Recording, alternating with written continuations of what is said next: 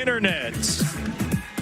One game that was basically 2 games is over. And we are ready for the Missouri Tigers, the 5 seed, and the 13th seeded Ole Miss Rebels. Game 2 with a .416 on base percentage. Pone shows bunt, lays it down toward third, and Pone is retired there. That's a third baseman, Kara Daly. In the air to left from Smith, a big swing. Cahalan had to come in after starting back. And Claire Cahalan puts away the second out, the designated player spot.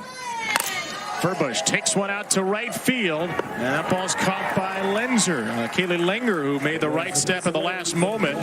Felt like she saw more this weekend than Larissa had seen all season. Ball. It takes one low, a leadoff walk for both pitchers, and a good base stealer. Spinny and deceptive, can mix in a lot of junk to these hitters. They're going to have to be patient and try to get on time. There goes Laird. She's on the way to second, and she's in there. She hasn't done it as much. Strike 3. Lopez fires one past Honnold, and again, as her motion was coming through. Gallagher smokes it to shortstop. It's a double play. The game's 1 and 3 of a series. Brady in the center field. Routine for Alex Honnold. 7th pitch to Delaney Rummel, and it is grounded fair this time. The shortstop, Jenna Laird, ends a 1-2-3 inning. He did a little bit differently to hide that, but sit is usually the key for a changeup, and that was still at 64, so not as slow. There's the over-the-top one, 48 miles an hour.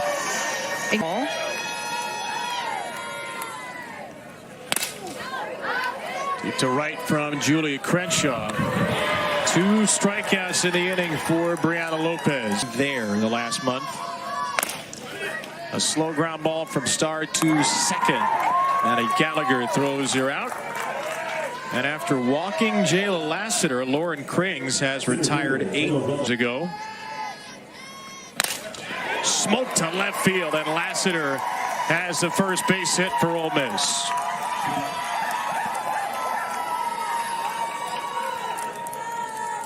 Jayla Lassiter Stay in there. And ground one right back to the circle. A little shovel pass from Krings gets her out of a third scoreless inning. This shift, and it did to be team first. Ball. And if anybody ever brings up something about themselves around this program, the response now is team first. To finish one time through the lineup. Cahalan pops it up. That's the second out. Or more on the staff. Laird waits back, loops one into center field for a base hit, and there goes Lenger, who is running on the pitch, and she is safe at third. Just snuck in under the tag, and that enables Laird to get to second. And Honnold explodes in the air to right center field. That ball clangs off the base of the fence as Honnold brings in 2 and opens the scoring in game 2. It's Mizzou on top on the double from Honnold, her 21st of the year. Look at her stay in on this pitch. This is a backdoor curveball. Starts at her hip and then breaks over the inside corner. She doesn't flinch at all. She is on it. Drives that ball all the way to the wall, and Missouri scores first in this game.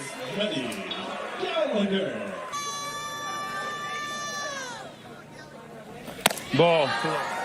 It's a walk for Gallagher.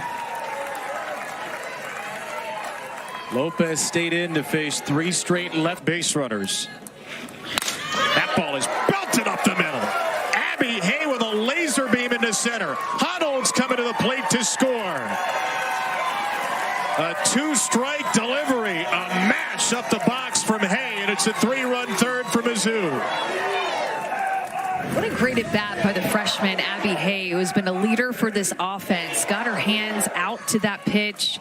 Curveball that just didn't find enough of a corner, as more out over the plate, and Abby Hay barrels it up.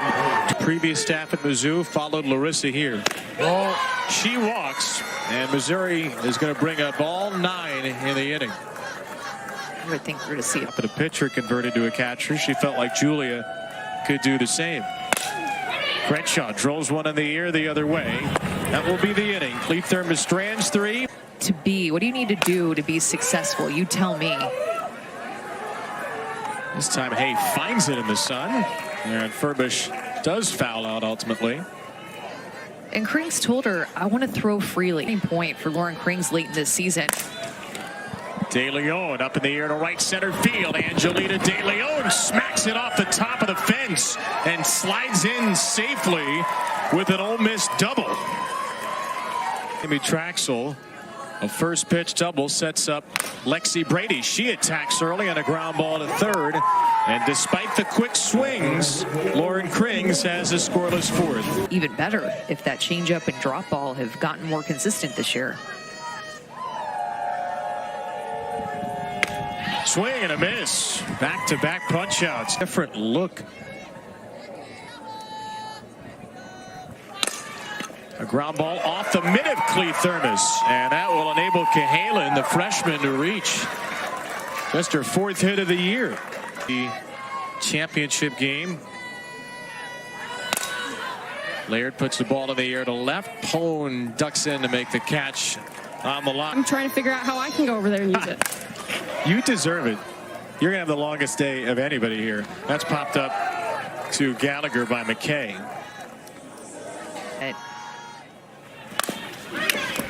To third, Star, and a bunt ground out ends the inning. A 1-2-3 fifth. Krings match those numbers on one swing in the third. And she gets hit by Cleathurma, and in fact then it ricocheted and hit Brady in the mask, a double whammy. Hitters, our folks are out in the field who have been out there in the heat and the sun all day. Star from short gets one at second, just beat out at first by the hustling Gallagher. Glad we just learned something crucial about each other. Popped up by Hay. She's 1 for 3. Ball. Moscato the runners on 3-1. Ball inside. Which is inside. And the second consecutive walk handed out by Cleathurma. Missouri Tigers. Chester down the line in left field, and that ball hangs up for Pone. Time for the second fewest walks in SEC games, and the only walk was the first batter of the game in Lassiter. Pone slaps one to a drawn-in Daly at third, who fires to first for the out. Postseason. A slow ground ball to short. It's been the Lauren Krings show. Her defense flawless. 8th, Auburn. So a ton of neutral site wins, ton of road wins. Looking for another neutral site win today is Cahalan. This is such a cop-out answer, but as long as you know it. There's a base hit to right by Jenna Laird, who is on base for a third time. And it does change this time of year. as the season went on, although the sweep against A&M, they looked fantastic. Can they get some pitching? Can they slug their way to a title? They'll both play tomorrow against Lauren Krings. Furbush slams one in the air, right center field, and that ball is gone. Ansley Furbush does not want Ole Miss's resume to be done. The super senior, and perhaps her final at-bat in Rebel colors, has Ole Miss on the board in the 7th. Powerful hitter in the cleanup spot for Ole Miss, and she gets this curveball. Again, works in a deep window the way that De Leon did, and her double that went the opposite way. This is a similar place, except this one gets over the wall instead of just for a double like De Leon's. But this ball is absolutely smashed, continue to travel, breaks up the shutout, and also we'll see Lauren Krings come out of this game likely.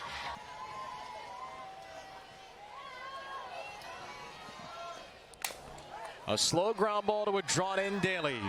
Results in the first out in the top of the 7th. Delaney Rummel on deck. It's 0 for 2. Brady takes a little high. Ball 4, and Ole Miss will bring the tying run to the plate with 1 out in the 7th. Separated. Rummel, left center field, well struck but poorly placed. Hoddle's there, and Ole Miss is down to its final out. Ever played softball. He's trying to extend this game. 3-1 in the 7th. McKay takes a big rip and pops it up to the right side. And the second baseman Gallagher seals a 3-1 win for Missouri. And it will be Mizzou and Arkansas in the quarterfinal round tomorrow afternoon.